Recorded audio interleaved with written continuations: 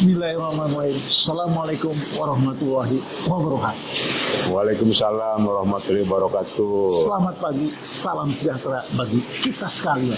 Jumpa lagi dengan Aam Nawar yang selalu memberikan inspirasi tanpa konspirasi. Keren.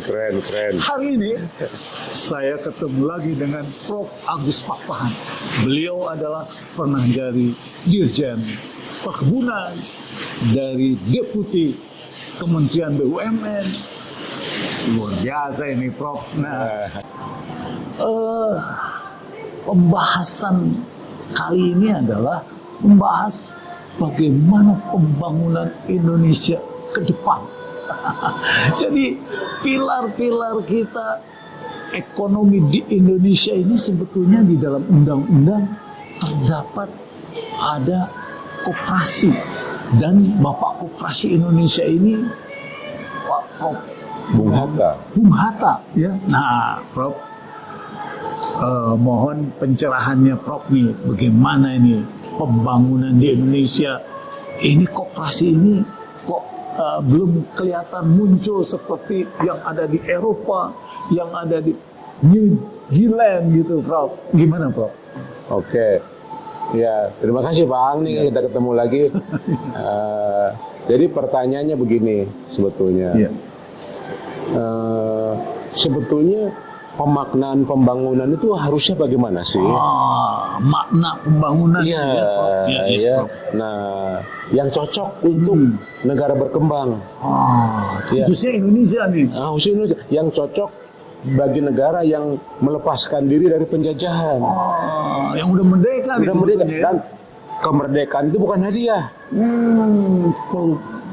Perjuangan. Ya.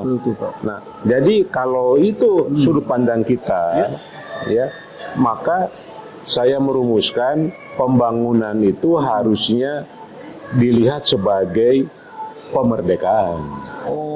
Pembangunan adalah pemerdekaan. Kalau pemerdekaan termasuk pikirannya, dan juga usaha, ruang lingkup usahanya gitu ya, Prof. Betul, pemerdekaan. Iya. Ya. Nah, ingat di kalimat pertama pembukaan Undang-Undang Dasar 45 adalah kemerdekaan adalah hak segala bangsa.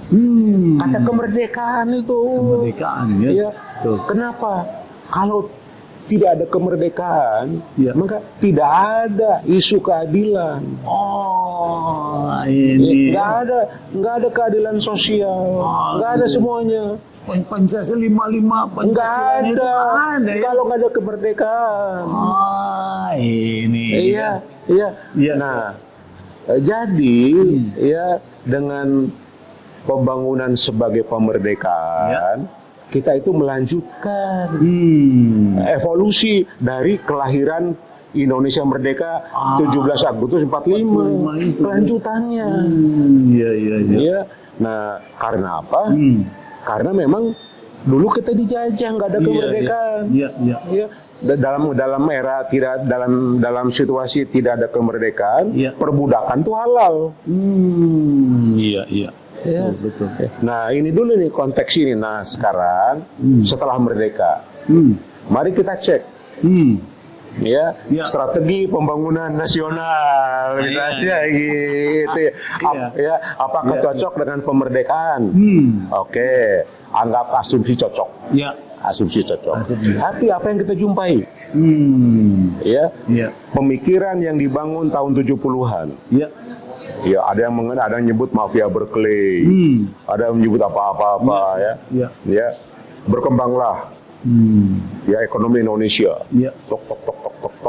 Tahu-tahu tahun 98 anjlok, ya, betul.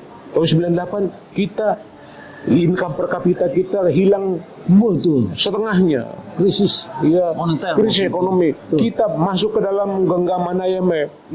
Arti tidak merdeka itu. Kita kehilangan kedaulatan. Gara-gara tidak bisa bayar utang luar negeri. Terus siapa yang tidak bisa bayar utang luar negeri? Perusahaan swasta. Artinya apa? Dengan melihat ini sebagai data sejarah, oh rupanya bangun pikiran yang dilahirkan tahun 70-an itu, yang mana ekonomi itu diletakkan yang disebut trickle down effect, mengejar pertumbuhan, ujung-ujungnya kita anjlok tahun 98. Ini tak terbantahkan ini. Oke. Nah, apakah koperasi dikembangkan di situ? Dikembangkan. Dikembangkan. Tetapi fasilitas yang diberikan kepada koperasi, apakah sudah memenuhi sesuai arahan dari Undang-Undang Dasar? Itu pertanyaan. Oke. Nah, sekarang kita udah jatuh di tahun 98. Nah, sekarang kan 25 tahun lagi. Tahun 2023. Nah, 25 tahun. Udah 25 tahun dari krisis ekonomi. Nah, terus kondisi apa yang kita lihat sekarang? Artinya apa yang kita kerjakan itu adalah hasil rekonstruksi membangun pikiran tahun 98, 99, 2000, era reformasi namanya. Betul. Nah, tahun 2023. Apa yang paling lemah yang bisa kita jadikan data, fakta? Minggu lalu kita bahas stunting. Itu. Jadi fakta sekarang, jadi selama kurang lebih sekian puluh tahun, stunting gak teratasi. Betul. Nah, terus yang kedua apa? Melemahnya manufaktur. Nah, kalau manufaktur melemah, maka ini akan menjadi beban ekonomi, terutama buat pertanian dan sumber daya alam dan lingkungan. Karena manufaktur itu adalah ekonomi nilai tambah. Betul. Kalau manufaktur melemah, artinya nilai tambah melemah. Betul. Orang harus hidup, harus makan. Betul. Beranak dia. Manufaktur kesempatan kerja nggak berkembang. Nah, artinya fondasi tahun 98 2000 untuk 25 tahun sampai sekarang itu melahirkan paling tidak dua hal, banyak bisa kita sebutkan, yaitu generasi akan datang mengalami stunted, manufaktur melemah. Nah, terus apa solusinya ke depan? Nah, di sini mari kita lihat teori, empiris bagaimana, apa yang membuat negara lain berkembang, teori, misalnya, kebetulan saya belajar advanced economic theory, cooperative equilibrium itu superior dibandingkan non cooperative equilibrium. Itu kata John Nash. Jadi pemenang Nobel tuh. Keseimbangan yang dilakukan secara kooperatif sebagai nilai di sini itu superior. Nah, tetapi mengapa tidak berkembang kooperatif di kita? Kalau di tempat lain berkembang, Jangan salah. Di Amerika kalau kita periksa 100 koperasi terbesar di Amerika itu pada umumnya pertanian. Nomor 6 itu Land O'Lakes. Sama saya hafal. Pendapatan Land O'Lakes 2 kali pendapatan BRI. Jadi jangan main-main. Mengenai kooperasi di negeri lain. Rabobank di Belanda itu kooperasi. Agricole di Prancis. Di New Zealand, di Korea, di mana berkembang tuh kooperasi. Nah, kenapa di kita tidak? Nah, jadi saya mengembangkan pemikiran begini. Kalau hubungan teknologi, itu menggambarkan hubungan input dan output. Jadi fungsi produksi misalnya. Betul. Nah, kalau koperasi menggambarkan hubungan orang dengan orang terhadap sesuatu. Jadi fungsionalnya itu fungsi orang dengan orang. Nah, kalau alfa dan beta kita sederhanakan melakukan suatu transaksi atau kooperasi, maka ada 3 peluang. Ada tiga kejadian, yaitu win, status quo Status quo. tidak berubah, Iya. atau loss. Oh, iya. Ya, win. Nah, jadi ada 9 kombinasi itu dari 3 kejadian itu. Iya. Nah, untuk mencapai win-win cuma 1/9. Iya. 8/9 itu 1 kalah 1 menang, Iya. atau draw atau status quo gitu kan ya. Betul. Nah, jadi 1/9. 1/9. Nah, oleh karena itulah di sini ya kita berhadapan dengan pekerjaan budaya. Ya, how to endogenize culture supaya membudaya Iya. solusi win-win. Jadi jangan saling mencurangi, jangan licik, jangan apa, jangan suka nipu, jangan apa. Ya, betul. Nah, inilah budaya pemerdekaan. Iya, budaya pemmerdekaan. Nah, jadi di sini kita harus menemukan nilai yang bisa lebih besar dari 8/9 ini. Iya. Itu disebut expected value. Kalau yang ini satu peluangnya, ya 1 dikalikan 1/9, maka dapat 1/9. Maka nilai yang 1/9 untuk win-win itu harus dikalikan dengan lebih besar dari 1/9 kali 1. Baru nanti terdoronglah ke sana. Nah, oleh karena itulah innovation dalam engineering, dalam ownership, dalam segala macam harus bisa menjadi pembudayaan masuk ke win-win situation ini. Itulah kooperatif, nilai kooperasi. Sekarang badan usahanya. Iya, bahan usahanya. Betul. Iya. Nah, disinilah saya melihat, mohon maaf kalau koperasi itu ada dalam Undang-Undang Dasar. Iya. Dan kita amati bahwa membangun koperasi adalah membangun persatuan kesatuan ekonomi dan membangun ketahanan bangsa juga. Dari segi ekonomi. Dan membangun komunitas. Supaya tidak ada kesenjangan ekonomi. Ini penting ya, Bro. Bahaya paling depan tuh yang sekarang ditinggalkan warisan kita kesenjangan ekonomi. Betul, Bro. Iya. Betul. Nah, jadi disinilah tantangan terbesar. Ya, saya suka bersolor dengan teman-teman.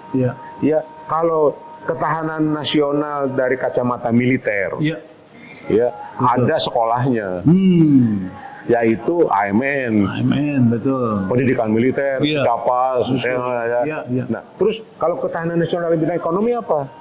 Harusnya koperasi harus ada semacam AMN-nya koperasi. Betul, Prof ya. Nah, sehingga yang ini security approach, yang ini prosperity approach. Iya, untuk mengatasi kesenjangan yang sekarang ini, bayangkan gini koefisien kita 0,4. 0,4 makin meningkat. Nah, human resources terjadi guremisasi, stunting, itu guremisasi. Betul. Pertanian guremisasi. Kemudian manufaktur melemah. Perekonomian juga sama. Digambarkan oleh manufaktur. Betul. Oleh karena itulah 3 hal yang harus kita bangun dalam ekonomi ini. 3 hal. Ya. Yang pertama nasionalisme. Cinta tanah air itu. Ya, ukuran nasionalismenya apakah benar ada di ekonomi? Loh, multinasional itu bawa income dari negara berkembang ke negaranya lebih banyak. Iya, betul. Kenapa mereka begitu? Karena mereka punya jiwa nasionalisme. Iya. Yang kedua patriotisme. Iya, karena kita kan dilahirkan dengan perjuangan, dengan heroisme. Nah, patriotisme dalam ekonomi harus tumbuh.